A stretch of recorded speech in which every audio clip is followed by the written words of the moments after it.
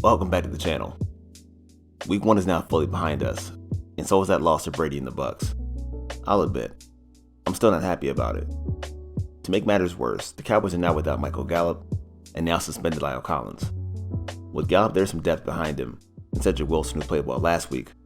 But with Lyle, it's complicated on more than one level. Hopefully the Cowboys can hold that down if he is gone for 5 weeks. Now, if I do want to point to a positive, Dak Prescott looked great after a long layoff. But enough of last week, let's talk Chargers. The Cowboys face an LA team fresh off an East Coast trip to Washington, and at the very least on paper, have the potential to score points and draw the Cowboys into a shootout. Not only that, their defense has a few players Cowboys draft Twitter should know very well, Asante Samuel and Derwin James. So let's get to it and jump right in. Here are key matchups to watch in Cowboys versus Chargers. Starting us off is another favorite of Cowboys draft Twitter and Rashawn Slater.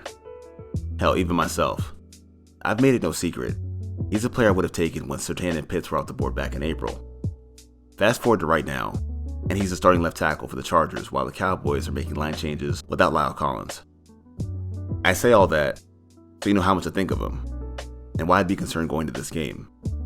Slater had gone up against a talented Washington front and allowed zero pressures. He was an absolute eraser.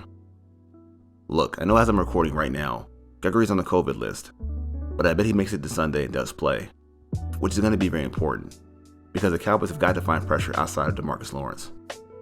For their efforts last week, they weren't able to get any sacks, and that can't keep happening. If Gregory can't play, somebody has to step up on that side. Dorrance Armstrong, Terrell Basham, anybody. But once again, I'm feeling confident Gregory does play. But no matter who it is, somebody has to come up with a big day against an inexperienced, albeit talented rookie in Rashawn Slater.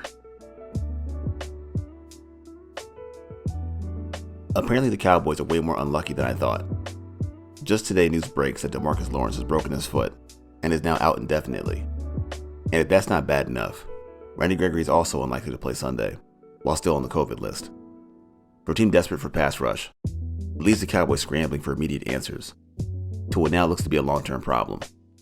It seems way too short notice to sign a veteran to play Sunday. Maybe not the best idea, but do you move Micah Parsons to edge full-time? Or maybe Jalen Smith? They're going to have to get real creative real quick. This matchup has gone from what to do about Slater to what to do to make Justin Herbert the slightest bit uncomfortable. If it was last year, I'd be pretty hopeless.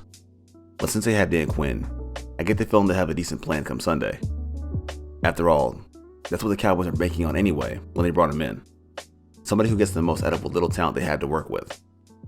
I wouldn't say this sinks their chances, but this makes things a bit more challenging.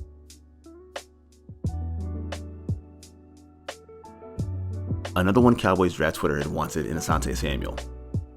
I guess it is possible to miss what you never had. Much like Slater, Samuel would have fit a trouble area for the Cowboys, that being slot corner. Samuel has gotten high praise all offseason, from Chargers media and the coaching staff. This week, let's see how much all that means, with no doubt the hardest slot matchup you'll see this year, in CeeDee Lamb. While Prescott has improved across the middle, it helps to have a dangerous slot option in CeeDee Lamb. Aside from drops here and there, Lamb's looking ready to take that next step and be one of the NFL's best. Unafraid over the middle, and scary after the catch, Lamb's a lot for anyone to handle, let alone a rookie. In the absence of Michael Gallup, Lamb should be featured a lot more. LA can say whatever they want about Samuel to the cameras, but what they say about Lamb with their coverages is worth 1,000 words. If it's me, I try to bracket Lamb to give Samuel plenty of help. But if not, look for Lamb to take advantage and keep building on a good start.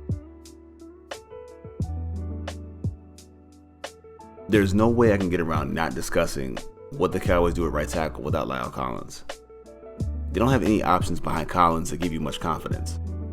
Brandon Knight has now been moved to guard. Ty Nsekhe is experienced and has played a lot in the NFL, but looked a little slow throughout preseason. Then there's Terrence Steele, who Jerry Jones has already said will start at right tackle. In my opinion, he's the best choice of the conventional options. While he has improved gradually, it's hard to forget he allowed 9 sacks last season. Or, the Cowboys can backtrack if Steele struggles and move Zach Martin to right tackle midway through the game. I understand Martin said he doesn't want to play right tackle, but why compromise the offense for less than ideal outcomes? Martin played right tackle last year and did pretty well. Not only that, but we saw a very good game from Connor McGovern at right guard against a very strong Bucs interior.